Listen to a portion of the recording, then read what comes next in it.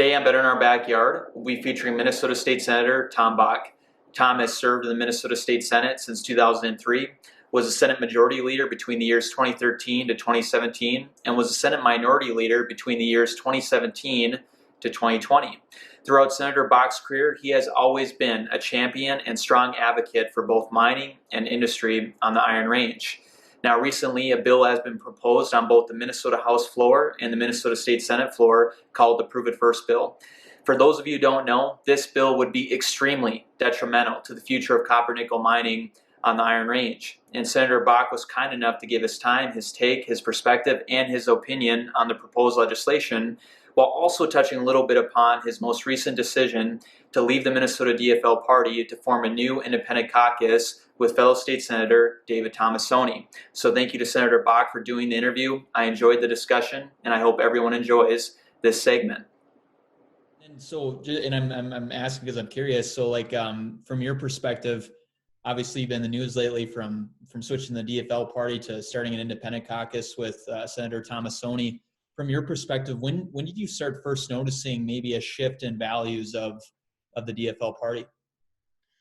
Well, it's been coming for a while, and it really isn't the party's fault.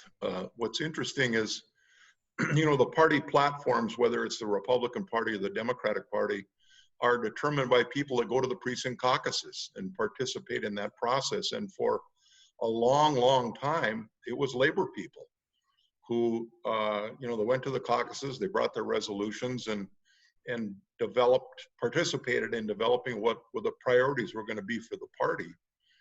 Both parties worked the same way. And, over the years, I would say over the last 20 years, maybe, working class people have kind of dropped out of that party process.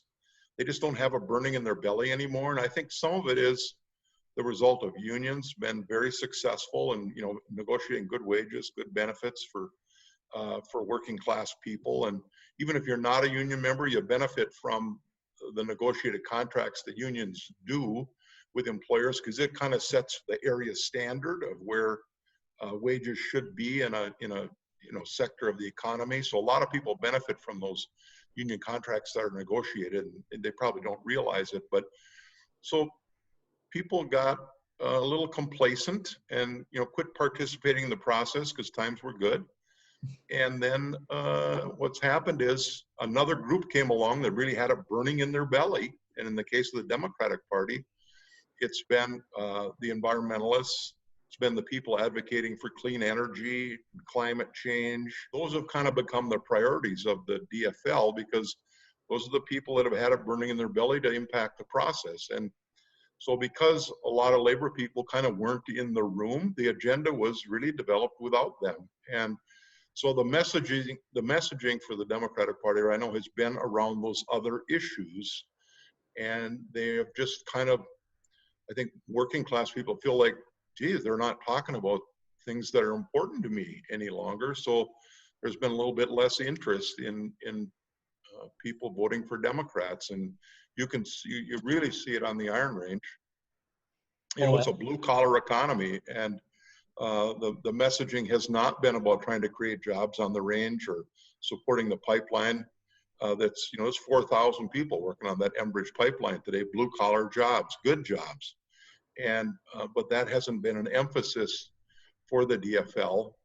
So I'm not critical of the DFL for their position, because they're just responding to the people that show up, and labor people just haven't shown up, and they're kind of looking around, well, who represents me?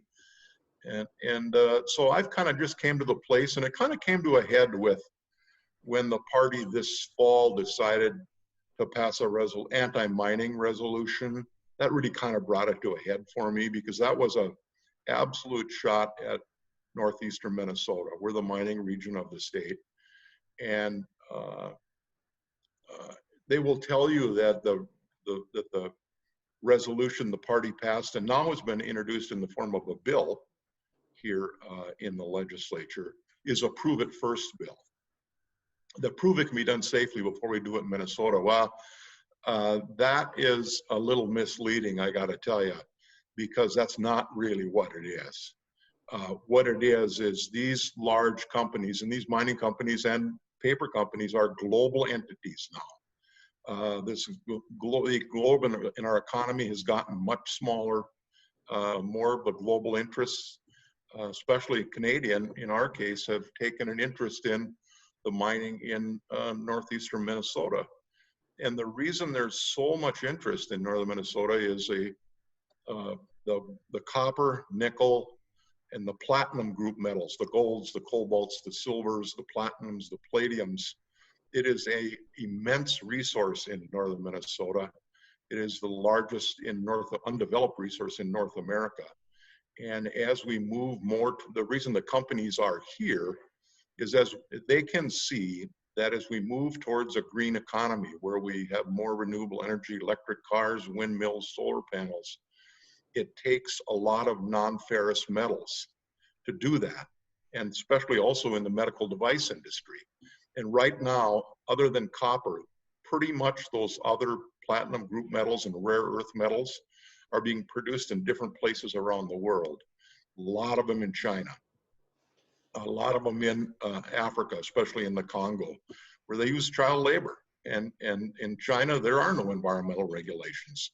So we shouldn't be very happy about all these metals that we support because we want to do renewable energy, but then exploit other places around the world in order to get the metals to accomplish what we want to accomplish. So I think we all should want those metals mined in Minnesota. So the bill that is currently in the legislature, the Prove It First bill, as they call it, it essentially is a moratorium on any new mining because no company, because these things take a long time. Polymet, for example, has been about 16 years in the process of developing that project. Twin Metals, the other one up north, the next one kind of in line will be that long or longer. And part of that is because it takes years and years and years to define the resource. So they drill test holes, boring holes, maybe up to 5,000 feet. They're a couple inches around, and they take out the core samples to look what's down there in the rock. And unlike iron ore, which runs in very large veins, the platinum group metals actually are in deposits. They're not in large veins like that.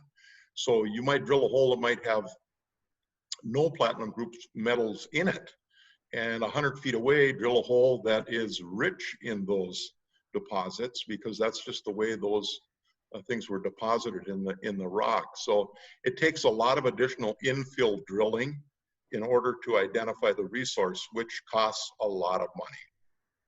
I think if you talk to Twin Metals, they'll tell you that they've got about $400 million already invested in northeastern Minnesota in trying to identify the resource, what's down there, because no mining company can go to a bank or go to their investors and say, hey, we want to build $1 billion project in northern Minnesota, unless you know what's down there.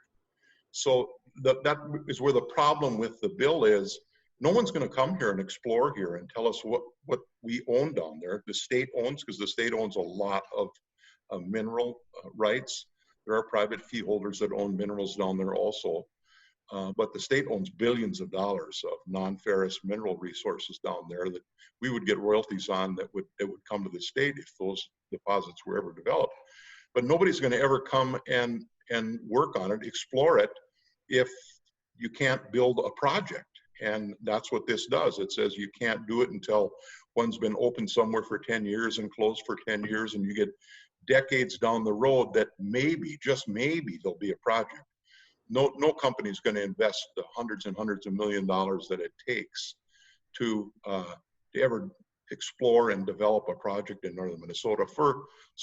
We should just call it what it is. It's a moratorium on any new mining in Minnesota. That's what it is. And if people are comfortable with that, well, then own that. But don't try to misrepresent it as something that it's not, because it'll stop all exploration in northern Minnesota. And it's a vast resource. We, as a country, and most people have something made of stainless steel. And what they need to know about that, what's different about stainless steel from regular steel, is nickel is added in the steelmaking process. We import virtually all the nickel in this country, all of it. We'd have no stainless steel if it wasn't for imported nickel. Well, 95% of all the known nickel reserves in our country are in the rock in northern Minnesota. So if we're ever going to have our own supply of things like nickel, northern Minnesota is going to be absolutely critical to this country moving forward. So Rangers are pretty proud. We're pretty tough. We've been through these kind of bumps in the road before but we also have, I think part of the reason the Rangers are as proud as they are is, John Rockefeller once said that had it not been for Minnesota's Iron Range, Germany would have ruled the world. And that's absolutely true. I mean, that iron that came out of the ground in northern Minnesota, because we're the principal place where iron ore comes from. There's a small amount that comes out of Michigan, but it's what made all the battleships, all the aircraft carriers, all the tanks.